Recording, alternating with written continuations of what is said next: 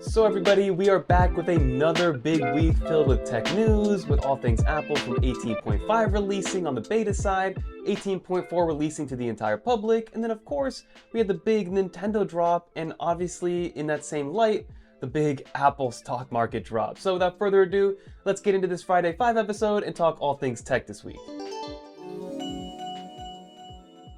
So let's quickly just go over what everybody got with 18.4 because it did release to the entire public this week for everybody to try out and get onto their new iPhones as well as their new iPads, macOS, tvOS, and everything in between. So there's probably three main things that I want to highlight here. The first one being that if you are a News Plus subscriber, you will get access to the brand new recipe catalog inside of News Plus, which is essentially exactly what it sounds like. It's this little section inside of News Plus that gives you an abundance of different recipes with some awesome new UI elements, as well as built-in timers, built-in ingredient lists, and the ability to kind of just use that holistically.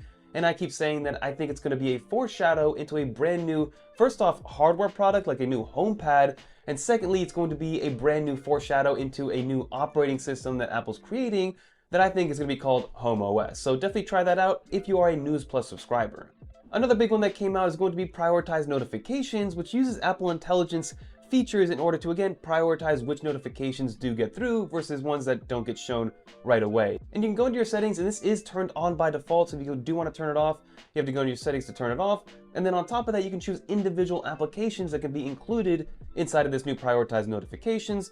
So definitely check that out if you guys want to try it out. I really like it. And if you've ever used that new focus mode that came with 18.0 called Reduced Interruptions, it works very similarly to that, where it only lets through notifications that it deems beneficial or deems important to you in the moment. And then we also got this new ambient music mode that's only in the control center right now. So there's 4 new ambient music modes, and you can kind of play with them in your control center if you want to. And again, this is a big foreshadow into what I think is going to be a new piece of hardware coming later this year. So definitely check out 18.4 because there's also 7 brand new emojis, and there's an abundance of other small little features inside of the Photos app, and I'll link down our videos down below for you guys to get a complete walkthrough. And then alongside the 18.4 release, Apple gave developers 18.5 Beta 1, and drumroll please, there is really nothing new to kind of report on when it comes to 18.5. This is going to be a major performance and bug fix improvement kind of situation.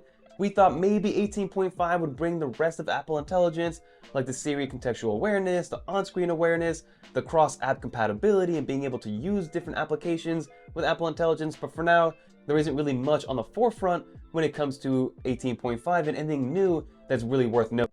But now, before we continue, definitely consider subscribing to the channel because it motivates us to make more videos like this one and keep you guys up to date on all things tech. But now the next one I want to talk about is definitely in the tech world, but not really in the Apple scope. But I was lucky enough to go to the Switch 2 unveil event and kind of test out the Switch 2. So if you guys are interested in any of the hands-on stuff, I will leave my video linked down below, which is on the 9 to 5 Toys channel, to give you guys a hands-on look at what the Switch 2 is all about. I had about 6 hours with the device, being able to play with it, being able to take it apart, being able to demo different games, looking at the hardware, the accessories, how the Switch functions in different environments, all the new add-ons like the mouse functionality that comes with the Joy-Cons, the Pro Controller, everything that encompasses the Switch 2, I was able to check out and lucky enough to check out, and I want to show you guys exactly what that's all about. So again, that'll be linked down below if you do want to see exactly what the Switch 2 is all about, and leave a comment down below if you guys are even Switch users. Do you have a Switch 1? Do you have an OG Switch? Are you planning on getting the new Switch 2?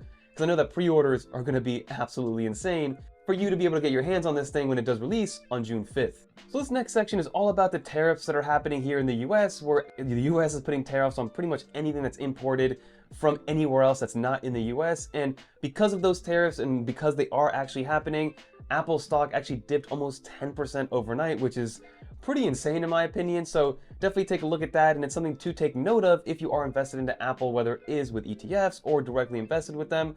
So I just wanted to bring that to light to let people know that that is happening, and that's probably why you're seeing a lot of red in the market today.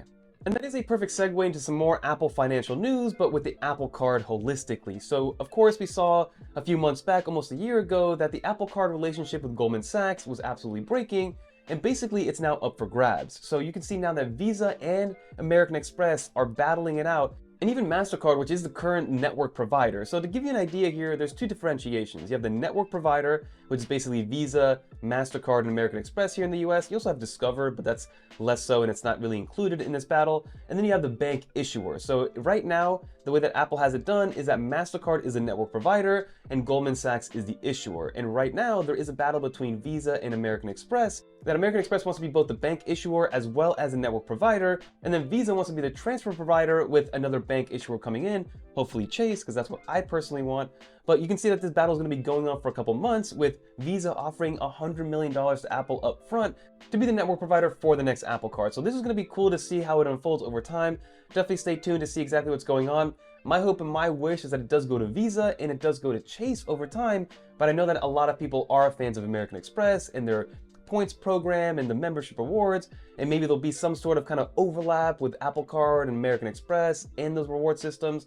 So maybe it would be nice to just kind of have it all underneath American Express, but that usually does incur some higher fees overall. So let's see exactly how this ends up shaping out over the coming months.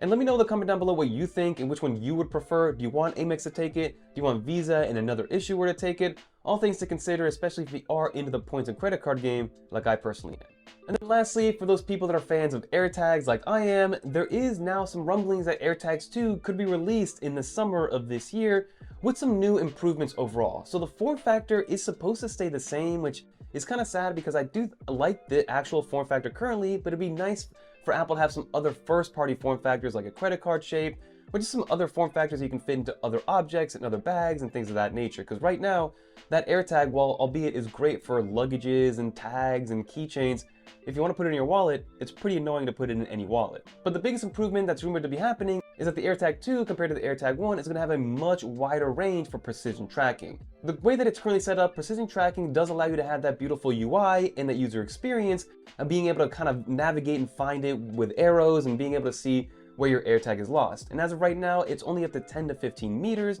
And then with the new UWB chip is going to be up to 60 meters. So that's anywhere from 4 to 6x the range to have that precision finding, which is great to see. And then Apple's also planning to put some hardware in there to have some anti-stalking measures, because as we saw with AirTag's first release, people are using it for malicious reasons to track other people as opposed to tracking other objects. So that's something that Apple's really honing in on to make sure that doesn't happen again with the new AirTags 2 release. But I'm all for a new AirTag with much wider range, with precision tracking, but I hope that Apple either A, gives us new form factors, or B, kind of allows people to license that technology, because while albeit there are third-party manufacturers that make other form factors that still work in the Find My application, the precision tracking right now is exclusive to AirTags into first-party Apple products. So hopefully that does kind of change up over the next coming months, but that remains yet to be seen.